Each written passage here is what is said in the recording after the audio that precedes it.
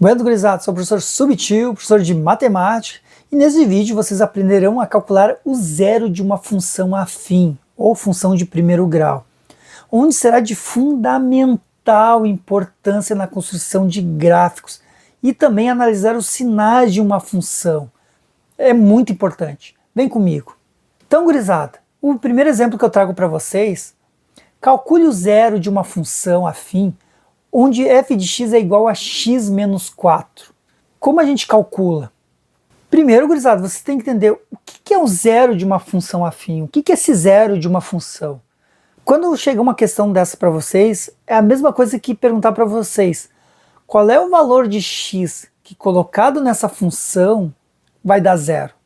Ou qual é o valor de x que meu f de x, ou minha função total ali, vai dar zero? É a mesma coisa. Então, se o meu f de x tem que ser igual a zero, quem é meu f de x? É o x menos 4. Então, no lugar desse f de x, eu vou colocar a minha função que está no exercício. Então, vai ficar x menos 4 igual a zero. E aí, gurizada, se transformou numa equação. Basta isolar o x. Então, x menos 4 igual a zero. Então, menos 4 passa para o outro lado da igualdade, ficando mais 4. Lembrando que inverte a operação. E 0 mais 4, como é que fica? 4. Então, logo, meu x é igual a 4. E se a gente fizer um teste ali do f de 4, meu valor de x, que é 4, eu coloco no lugar do x o 4, como é que vai ficar? 4 menos 4 igual a 0, que é a nossa prova real. Gurizada, se até aqui está sendo muito fácil, ou se está fazendo sentido para vocês, deixe uma curtida no vídeo, se inscreva no canal, ative o sininho para receber mais vídeos valiosos de matemática para vocês. Gurizada, e nosso último exemplo, y igual a menos 5x mais 15. Calcule o zero dessa função. Mesma coisa, quem é a nossa função ali? Menos 5x mais 15. Então, sempre quando pedir o zero da função, a gente pega essa função igual a zero. Então vai ficar menos 5x mais 15 igual a zero. E aí basta isolar o x, porque virou uma equação. Isolando o x, a gente primeiro passa o mais 15 para o outro lado. Qual é o inverso do mais, ou da adição? O menos. Então, o mais 15 vai para o outro lado, menos 15. E aí, 0 menos 15 dá menos 15. Porque o zero, na verdade, não muda nada na vida de ninguém.